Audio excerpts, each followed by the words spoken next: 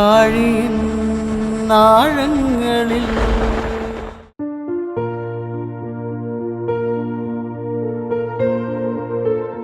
ആഴമേറിയ കടലിൻ്റെ ആഴങ്ങൾ തൊട്ടറിഞ്ഞ മത്സ്യത്തൊഴിലാളികളുടെ ആത്മീയ അനുഭവങ്ങളിലൂടെയുള്ള യാത്ര.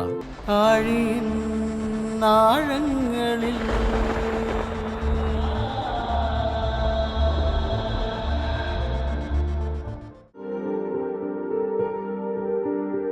ഇത് പോൾ പാസ്. തിരുവനന്തപുരം ജില്ലയിലെ പൂന്തുറ സ്വദേശിയാണ്. മത്സ്യബന്ധനം തൊഴിലായി സ്വീകരിച്ച ഇദ്ദേഹം നിരവധി അപകടങ്ങളിലൂടെയും ആത്മീയ അനുഭവങ്ങളിലൂടെയും കടന്നുപോയിട്ടുള്ള വ്യക്തിയാണ്. 95 വയസ്സിലും ആഴമേറിയ ആത്മീയ അനുഭവങ്ങളിലേക്ക് മിഴി തുറക്കുകയാണ് ഇദ്ദേഹം ആഴിയിൻ ആഴങ്ങളിലൂടെ. എൻ്റെ പേര് പൊൾപ്പാസാണ്. ഞാൻ താമസിക്കുന്നത് ഇപ്പോൾ അമ്പലത്തുറയാണ്. നേരത്തെ പൂന്തറയായിരുന്നു എൻ്റെ താമസം. എൻ്റെ പ്രാർത്ഥനയും വിശ്വാസവും ഞാൻ മുടങ്ങാതെ പള്ളിക്ക് ദേവാലയത്തിൽ പോകും. അത് വന്നിട്ട് വീട്ടിൽ ഞാൻ രാത്രി പകൽ സമയത്ത് ഒരു 2 മണിക്കൂർ നേരം ഒറ്റയ്ക്കിരുന്ന് ദൈവത്തോട് ഞാൻ പ്രാർത്ഥിക്കും. അതാണ് എൻ്റെ ശൈലിയം. ആ പ്രാർത്ഥനയിൽ ഫലം, ഒരുപാട് ഫലങ്ങൾ ദൈവത്തിലൂടെ എനിക്ക് സമ്പാദിക്കാൻ കിട്ടിയിട്ടുണ്ട്. ആ ജീവിതത്തിലൂടെയാണ് ഞാൻ ഈ നിമിഷം വരെ ഞാൻ കടന്നു പോകുന്നത്. പള്ളിക്ക് ഇത് മത്സ്യം പിടിക്കാൻ പോയാലും വന്നിട്ടും ഞാൻ പ്രാർത്ഥിക്കും. പള്ളിയിലും മറ്റുമല്ല ഞാൻ പ്രാർത്ഥിക്കാൻ പോണത്, വീട്ടിലും പ്രാർത്ഥിക്കും. പ്രാർത്ഥനയാണ് ഇപ്പോൾ എൻ്റെ ജീവിതം. ഒരു പ്രാവശ്യം ഈ തടിപ്പണിയാണ് ഞാൻ കൂടുതൽ ചെയ്യുന്നത്.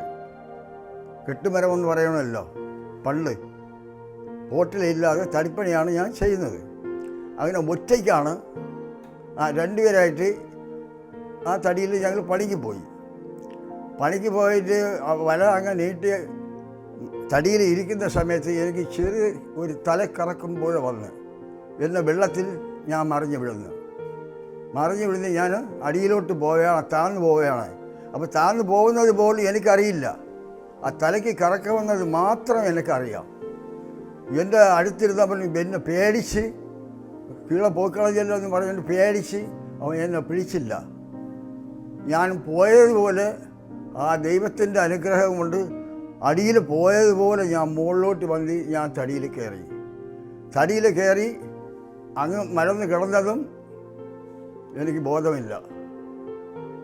പിന്നീട് ഇരുന്നാപ്പിൽ എൻ്റെ ശരീരത്തിൽ ഒരു ചൂട് വന്ന് പിന്നെ എൻ്റെ ബോധം വന്ന്. അത് ഒരു പ്രാവശ്യം. 2ാം പ്രാവശ്യം ഞാൻ പണിക്ക് തടിയിൽ തന്നെ ഒറ്റയ്ക്ക് പോകുന്ന സമയത്ത് ഇങ്ങനെ മറ്റേ കെട്ടുമരത്തിൽ പോകുന്നതല്ലേ, തുറക്കുന്ന സാധനം ഉണ്ടല്ലോ, അത് ഇങ്ങനെ പോകുന്ന സമയത്ത് എൻ്റെ കയ്യിലെടുത്ത് ആൾ പിടിച്ച് വലിച്ചതുപോലെ കീഴ്പോട്ട് വലിച്ചെടുത്ത് കളഞ്ഞു. എൻ്റെ ഉപകരണ സാധനം നഷ്ടപ്പെട്ട് ഞാൻ ഏകനായിട്ട് മരത്തിലിരിക്കുകയാണ്. അങ്ങനെ ഞാൻ ദൈവത്തോട് സങ്കല്പം ചെയ്തിട്ട് പ്രാർത്ഥിച്ചിട്ട് ഇരിക്കുന്ന സമയത്ത് വിഴിഞ്ഞം ചിന്താത്തര മാതാവ്, ആ അമ്മയുടെ ഓർമ്മ എനിക്ക് വന്നു. ഞാൻ അമ്മയെക്കുറിച്ച് ചിന്തിച്ചില്ല, അത് അമ്മയുടെ ഓർമ്മ വന്നു. അപ്പം ഞാൻ പറഞ്ഞ്, ദൈവമേ, എന്നെ ഏതെങ്കിലും ഒരു കരയിൽ കൊണ്ട് എത്തിക്കണമേ. എന്നാലുള്ള ഒരു ചെറിയ നേർച്ച ഞാൻ അമ്മയ്ക്ക് ചെയ്യും. രാത്രി 7:30 മണിക്ക് അപ്പോൾ ഒഴുക്ക് എന്നെ കൊണ്ടുപോകുന്നു. ഞാൻ പൂന്തറ പോലെ കിടന്ന എൻ്റെ തടി കോവളം കഴിഞ്ഞ് പോവുകയാണ്. രാത്രി കൃത്യം 7:30 മണിക്ക് ഞാൻ കണ്ണ് തിരിഞ്ഞ് നോക്കിയപ്പോൾ പൂന്തറ സെൻറ്റ് തോമസ് ദേവാലയത്തിൻ്റെ അടുത്ത് കരയിൽ വന്ന് ഞാൻ കിടക്കണം. ഒരു ഉപകരണം എനിക്കില്ല. അമ്മ എന്നെ കൊണ്ടുവന്ന് ചേർത്ത്. ആ അമ്മയെ ഞാൻ മരണം വരെ എൻ്റെ ഹൃദയത്തിൽ വെച്ച് ഞാൻ പൂജിക്കുകയാണ്. അത് ആ അമ്മയുടെ അനുഗ്രഹം എൻ്റെ മരണത്തിലേ മാറും. മരിക്കും വരലും ഞാൻ അമ്മയോടെ തിരുക്കുടുംബത്തോടെ ഞാൻ പ്രാർത്ഥിച്ച് എൻ്റെ ജീവിതം അതിലേക്ക് മുന്നിട്ട് ഇപ്പോൾ പോയിക്കൊണ്ടിരിക്കുകയാണ്. അത് പല കാര്യങ്ങളിലും എനിക്ക് ദൈവത്തിനോട് എനിക്ക് നേട്ടങ്ങളുണ്ട് എൻ്റെ ആത്മകാര്യത്തിൽ. അല്ലാതെ മദ്യപാനം കുടിച്ച് മറ്റുള്ള രീതിയിൽ ഞാൻ നടക്കില്ല, കൂടുതൽ കൂട്ടുകൂടാൻ പോകില്ല.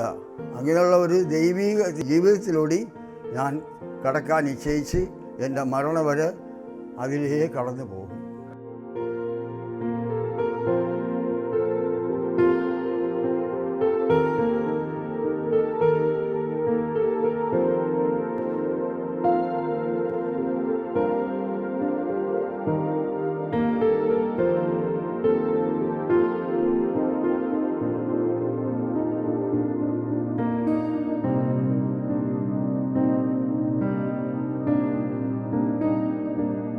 കാറ്റിലും കടലിലും കോളിലും ഞാൻ ഒരുപാട് പ്രാവശ്യം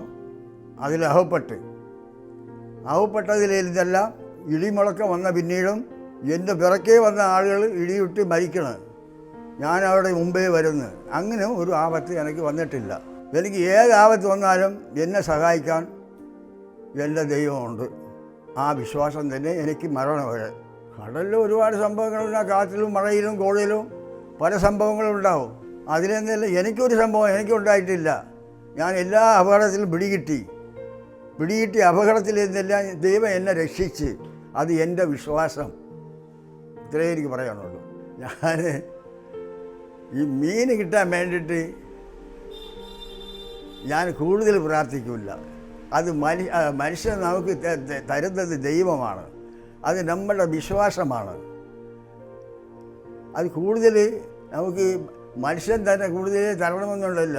നമ്മുടെ ആത്മചിന്തയിൽ നമ്മൾ ജീവിക്കുകയാണെങ്കിൽ മനുഷ്യൻ ദൈവം നമുക്ക് തരും, ആ വിശ്വാസം. പിന്നെ 6-7 മണിയാവുമ്പോൾ ആ തടിയിൽ ഇരുന്ന് തന്നെ അല്ലെങ്കിൽ ബോട്ടിലിരുന്ന് തന്നെ ഞാൻ പ്രാർത്ഥിക്കും. കടലിലെയും പ്രാർത്ഥിക്കും, കരയിലെ മറ്റുമല്ല. ഞാൻ എവിടെയെല്ലാം പണിയെടുക്കുമോ അവിടെയെല്ലാം ഞാൻ പ്രാർത്ഥിക്കും. ആ ഫലം ഏത് ആപത്ത് വന്നാലും എന്നെ കാത്ത് രക്ഷിക്കുമെന്നുള്ളത് അടിയുറച്ച വിശ്വാസം എന്നിലുണ്ട്. അത് എൻ്റെ മരണം വരെ ഉണ്ട്. എനിക്ക് പല ആപത്തുകളും വന്നിട്ടുണ്ട്, അതിൽ നിന്നെല്ലാം ഞാൻ രക്ഷപ്പെട്ട് പിന്നെ പണിക്ക് പോയാൽ എന്തെങ്കിലും ദൈവം എനിക്ക് തരും. അതുകൊണ്ട് മക്കളെ വളർത്താനും ജീവിക്കാനും പിന്നെ നല്ല രീതിയിൽ ഞാൻ ജീവിതത്തിൽ മുന്നേറി വന്ന് കെട്ടുമരത്തിൽ പോകുന്ന സമയത്ത് ഇങ്ങനെ തുറന്നല്ല പോകുന്നത്. ഈ പോകുന്ന സമയത്ത് ഒരാൾ പിടിച്ച് വലിച്ചതുപോലെ എൻ്റെ കയ്യിലിരുന്ന ഇത് അങ്ങ് ഒരാൾ പിടിച്ച് വലിച്ചതുപോലെ വലിച്ച് കൊണ്ടുപോയി കളഞ്ഞു. ആ ശത്രുവാണ് കൊണ്ടുപോയെന്നുള്ള എനിക്ക് മനസ്സിലായി. കടശിയിൽ എൻ്റെ ചങ്കൂറ്റം കൊണ്ട് ഞാനെന്ന് കടലിൽ ഇറങ്ങി, പേടിയില്ലാതെ ഇറങ്ങി നീന്തി. അപ്പുറത്ത് ഇവിടുന്ന് കിടന്നാലോ, കിട്ടിയില്ല. പിന്നെ തടിയിൽ കയറി പ്രാർത്ഥിച്ചിട്ട് എൻ്റെ പ്രാർത്ഥന ചെയ്യുന്ന പിന്നീടാണ് ഞാനങ്ങനെ വിഷമപ്പെട്ടിരിക്കണം. എങ്ങനെ പോയി കരചേരും? ഒന്നുമില്ലല്ലോ. അങ്ങനെ എൻ്റെ മനസ്സിലെ ദൈവങ്ങളുടെ ഓർമ്മ വരണം. വിഴിഞ്ഞം ചിന്താത്തര മാതാവ് അറിയാമോ? ആ ചിന്താത്തര മാതാവിടെ ഓർമ്മ എനിക്ക് വന്ന് അപ്പോഴാണ് ഞാൻ പറഞ്ഞത്, മാതാവേ എന്നെ ഏതെങ്കിലും ഒരു കരയിൽ കൊണ്ട് എത്തിക്കണം, എന്നാലുള്ള ഒരു ചെറിയ നേർച്ച ഞാൻ ചെയ്യും. കൃത്യം 7:30 മണിക്ക് ഞാൻ ദൂരത്തിൽ കിടന്ന് ഞാനാണ് കടലിൽ. അത് ഒഴുക്ക് എന്നെ കൊണ്ടുപോകണം. പൂന്തറ പോലെ കിടന്ന തൈ കോവളം പോലെ പോയി ഒഴുക്ക് കൊണ്ടുപോകണം. ഈ കൃത്യം 7 മണിക്ക് ഞാൻ ഇങ്ങനെ തിരിഞ്ഞ് നോക്കിയപ്പോൾ പൂന്തറ തേവാലയത്തിൻ്റെ അടുത്ത് കരയ്ക്ക് വന്ന് കിടക്കണം. പിന്നെ കരയ്ക്ക് വന്ന് കിടക്കണം തടി. പിന്നെ കയ്യല് തുറന്ന് കര പിടിച്ച് പിന്നീട് നേരെ വെളുത്തപ്പോൾ ഞാൻ എൻ്റെ നേർച്ച സാധനവും കൊണ്ട് സിദ്ധാർത്ഥ അമ്മയുടെ പള്ളിയിൽ പോയി. അമ്മ കയ്യിലെ കപ്പൽ വച്ചിട്ടിരിക്കുന്നു. അവിടെ ഇരുന്ന് പ്രാർത്ഥിച്ച് കാലത്ത് ഒരു വകയും കഴിക്കാതെ പോയവനാണ്. എനിക്ക് വിശപ്പുമില്ല, ഒന്നുമില്ല, ഒരു ദാഹവുമില്ല. പിന്നെ പള്ളിയിൽ പ്രാർത്ഥിച്ച് നേരം സന്ധ്യയായി, വരാൻ മനുഷ്യല്ല. ആ ദേവാലയത്തിൻ്റെ പടിപ്പരയിൽ വരാന്തയിലാണ്, പടിയിലാണ് ഞാൻ കിടന്ന് ഉറങ്ങി. നേരം പല വെട്ടം വെച്ച്. അപ്പോൾ പിറ്റേ ദിവസം കാലത്ത് എൻ്റെ മനസ്സ് പറയുന്നു, ഇനി എനിക്ക് വീട്ടിൽ പോവാം. അത് അമ്മ തന്ന ഓർമ്മയാണ്. അതോടെ വന്ന് ഈ സമയം വരെ ഒറ്റ ആഹാരം ഞാൻ കഴിച്ചിട്ടില്ല. പകൽ കഴിച്ചിട്ടില്ല, രാത്രി കഴിച്ചിട്ടില്ല, പിറ്റേ ദിവസം പകലും കഴിച്ചിട്ടില്ല. എനിക്കൊരു വിശപ്പുമില്ല. എൻ്റെ വീട് വന്ന് ഭാര്യയോടെയും മക്കളോടെയും ഞാനൊന്ന് ചേർന്നു. അത് എനിക്കൊരു വലിയ അനുഭവമാണ്. നമ്മളെങ്ങനെ ദൈവത്തെ ശക്തമായിട്ട് വിശ്വസിക്കുമോ, ആ വിശ്വസിക്കുന്ന ദൈവം എല്ലാ ആപത്തിലും നമ്മളെ രക്ഷിക്കും. അതാണ് എൻ്റെ വിശ്വാസം. എൻ്റെ വിശ്വാസവും എൻ്റെ അനുഭവം. എൻ്റെ കൊച്ചു പ്രായത്തിൽ 8ാമത് വയസ്സിലാണ് എൻ്റെ അച്ഛൻ മരിക്കുന്നത്. അപ്പോൾ എൻ്റെ കൂടെ പിറന്നവർ എല്ലാവരും കുറേ ഒക്കെ പഠിച്ച്, ഞാൻ 1ാം ക്ലാസ്സിൽ പോയി. പിന്നീട് ഞാൻ പോയില്ല, ക്ലാസ്സിൽ പോയില്ല. അച്ഛനില്ല, അമ്മയുടെ കൈക്ക് ഞാൻ നിന്നില്ല. അങ്ങനെ എൻ്റെ പഠിത്തം പോയി. അങ്ങനെയാണ് എൻ്റെ വിദ്യാഭ്യാസം പോയത്. അല്ലാതെ ഞാനും നല്ല രീതിയിൽ പഠിക്കുമായിരുന്നു. അപ്പോൾ അങ്ങനെയുള്ള വിദ്യാഭ്യാസം ഇല്ലാത്തത് കൊണ്ട് ഞാൻ ബൈബിൾ വായിക്കില്ല. പക്ഷേ ബൈബിൾ വായിക്കുന്നവരുടെ ശ്രദ്ധ കേട്ട് അവർ എന്ത് പറയുമോ അത് ഓരോരോ ബൈബിളുള്ള വാക്യങ്ങളും മനസ്സിലാക്കി അത് ഹൃദയത്തിൽ പതിച്ച് എൻ്റെ ജീവിതം ഞാൻ മുമ്പോട്ട് കൊണ്ടുപോയി. പ്രാർത്ഥനയിൽ ശക്തി എങ്ങനെയെന്ന് വെച്ചാൽ നമ്മുടെ ഉള്ളം ദൈവത്തോടെ കൊടുക്കുക. നമ്മുടെ ഉള്ളം ദൈവത്തോടെ കൊടുക്കണം. ദൈവ പ്രാർത്ഥനയിൽ നമുക്ക് മുന്നോട്ട് വരണമെങ്കിൽ ആ ശ്രദ്ധ ദൈവത്തോട് നമുക്ക് കൊടുത്ത് ദൈവ വഴിയിലോടി കടന്നു വരണം. അല്ലാതെ ശത്രുവിൻ്റെ വഴിയിൽ പോയാൽ ഒന്നും കിട്ടത്തില്ല. ദൈവത്തിനോട് വഴിയിൽ പോയാൽ കഷ്ടങ്ങൾ വരും, നഷ്ടങ്ങൾ വരും, തുன்பങ്ങൾ വരും, വേദനകൾ വരും, ശോധനകൾ വരും. അത് എന്ത് വന്നിരുന്നാലും ശരി, നമ്മുടെ വിശ്വാസം തളരാൻ പാടില്ല. അടിയുറച്ച വിശ്വാസത്തിൽ നിന്നാൽ ദൈവ വഴിയിലൂടെ നമുക്ക് ജീവിക്കാം. പിന്നെ ദൈവ വഴിയിലൂടെ ജീവിക്കുന്നവർക്ക് നോയിനമ്പലങ്ങൾ വരും, കഷ്ടങ്ങൾ വരും, തുன்பങ്ങൾ വരും. വന്ന ഉടനെ നമ്മൾ ഭയക്കരുത്, നമ്മുടെ വിശ്വാസം വിടരുത്, ശക്തിയായിട്ട് നിൽക്കണം. ആ ശക്തിയുള്ള ദൈവം നമ്മുടെ മരണം വരെ നമ്മളെ രക്ഷിക്കും. അതാണ് എൻ്റെ വിശ്വാസം. ഏത് മത്സ്യത്തൊഴിലാളി ഇരുന്നാലും കൊള്ളാം.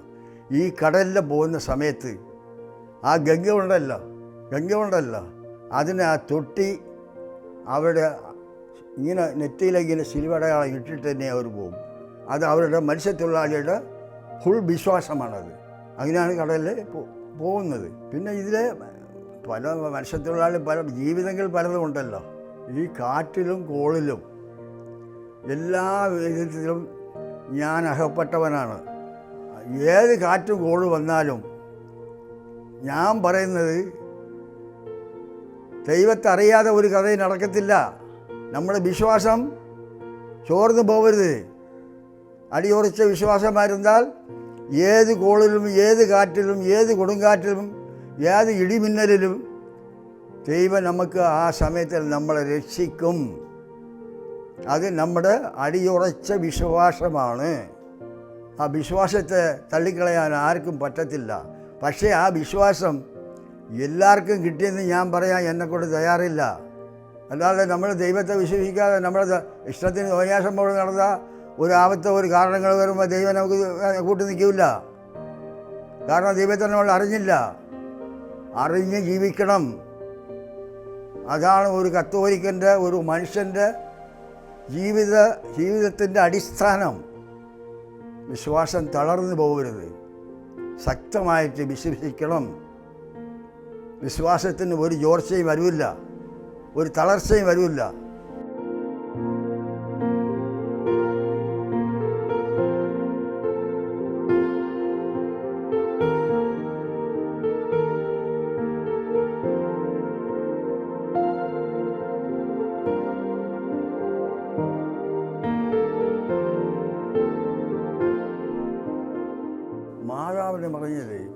നമുക്കൊരു അച്ഛനമ്മയുണ്ട്. നമുക്ക് കൂടുതൽ സ്നേഹം ആരോടെയാണ്? അമ്മയോടാണ്. അമ്മയെ കഴിഞ്ഞിട്ട് തന്നെ അച്ഛനോട് നമുക്ക് സ്നേഹം വരുന്നത്. കാരണം നമുക്ക് കൊച്ചിലെ പാലൂട്ടി വളർത്തിയ ഒരു അമ്മയാണ്. അമ്മയ്ക്കുള്ള സ്നേഹം ഈശോയ്ക്ക് ഉണ്ട് ഇല്ലെന്നില്ല, പക്ഷേ കൂടുതൽ ഇറക്കവും ദയവുമുള്ളത് അമ്മയ്ക്കാണ്. അപ്പോൾ അമ്മയെ ശക്തമായിട്ട് നമ്മൾ വിളിച്ചാൽ, എന്തെങ്കിലും നമുക്കൊരു തെറ്റുകുറ്റങ്ങൾ ചെയ്താലും നമ്മുടെ അന്ത്യസമയത്തിൽ നമുക്ക് ചെയ്ത തെറ്റിന് ആ മകനോട്, യേശുവോട് അമ്മ വന്ന് നല്ലത് പറയും. വക്കീൽ പോലെ, വക്കീൽമാർ കേസ് നടത്തുന്നില്ലേ, ഇതുപോലെ ഒരു നല്ലത് പറയും. ഇവൻ ജീവിച്ചിരിക്കുന്ന കാലത്ത് എന്നെ വളരെ വിശ്വാസത്തോടെ ജീവിച്ച ഒരു മനുഷ്യനാണ്, അവർക്ക് കുറച്ച് വേദനയെ കുറച്ച് കൊടുക്കണം, അറിവെ തീർത്ത് കൊടുക്കില്ല, കുറച്ച് കൊടുക്കണം. അപ്പം നമുക്ക് മുഴുവേദനയിൽ പകുതി വേദനയെങ്കിലും നമുക്ക് കുറഞ്ഞു കിട്ടും. അതാണ് അമ്മയുടെ സ്നേഹം. അതാണ് കൂടുതലും അമ്മയെ വിശ്വസിക്കുന്നത്. ഈശോയെ വിശ്വസിക്കുന്നില്ലല്ല, ഈശോയെ വിശ്വസിക്കുന്നുണ്ട്. പക്ഷേ പാപത്തിന് പൊറുക്കുന്നത് ദൈവത്തിന് ഒരു കണക്കുണ്ടല്ലോ. പക്ഷെ അമ്മയ്ക്ക് ഒരു ഇരക്കവും ദയവും ഈശോന് അത്ര കാണുമില്ല. കാരണം അമ്മ അത്ര ഇരക്കമുള്ള അമ്മയാണ്.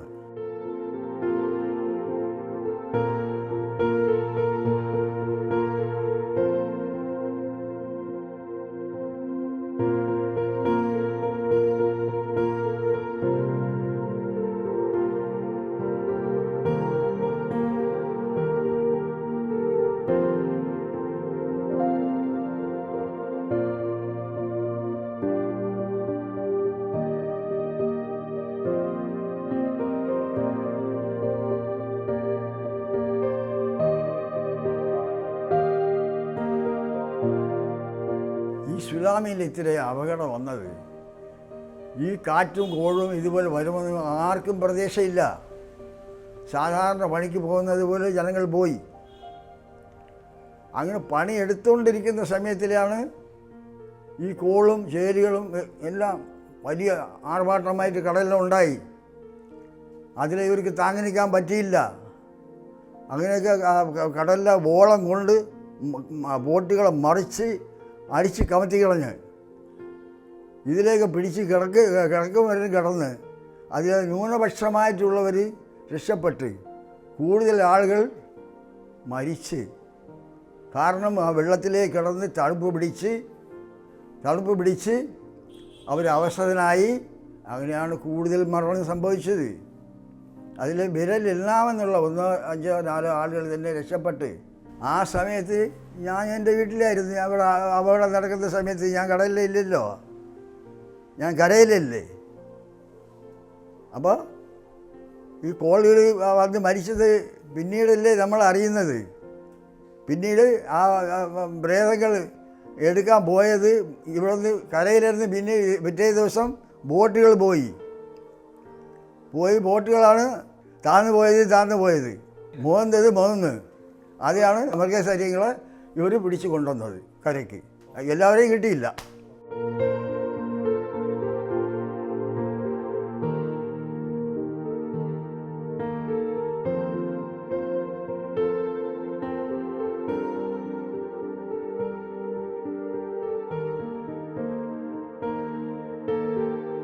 എൻ്റെ വൈഫ് വന്ന് ഞാൻ കല്യാണം കഴിച്ചതിന് ശേഷം, കല്യാണം കഴിക്ക് മുമ്പെയോ ഞാൻ പ്രാർത്ഥനാലയത്തിൽ പോയി. ഞാൻ പലപ്പോഴും പ്രാർത്ഥിക്കാൻ പോകുന്നുണ്ട്. കല്യാണം കഴിക്ക് മുമ്പ്, കല്യാണം കഴിച്ചതിന് ശേഷവും ആ പ്രാർത്ഥന ഞാൻ കൈവിട്ടില്ല. അത് എൻ്റെ മരണം വരെ ഈ പ്രാർത്ഥന ഞാൻ കൈവിടില്ല. ആരെന്ത് പറഞ്ഞാലും ഞാൻ ഉറച്ച തീരുമാനത്തിൽ തന്നെ എൻ്റെ ജീവിതം ദൈവത്തിലോടി. അല്ലാതെ എനിക്ക് ഇനിയൊരു ജീവിതം ആവശ്യമില്ല.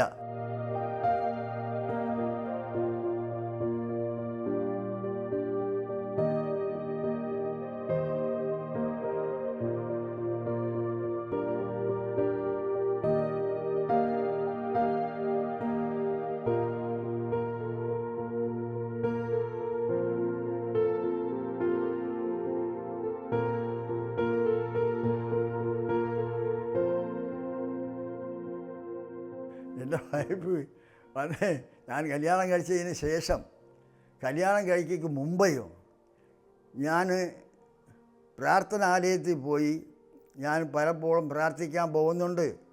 കല്യാണം കഴിക്ക് മുമ്പ്, കല്യാണം കഴിച്ചതിന് ശേഷവും ആ പ്രാർത്ഥന ഞാൻ കൈവിട്ടില്ല. അത് എൻ്റെ മരണം വരെ ഈ പ്രാർത്ഥന ഞാൻ കൈവിടില്ല. ആരെന്ത് പറഞ്ഞാലും ഞാൻ ഉറച്ച തീരുമാനത്തിൽ തന്നെ എൻ്റെ ജീവിതം ദൈവത്തിലോടി. അല്ലാതെ എനിക്ക് ഇനിയൊരു ജീവിതം ആവശ്യമില്ല.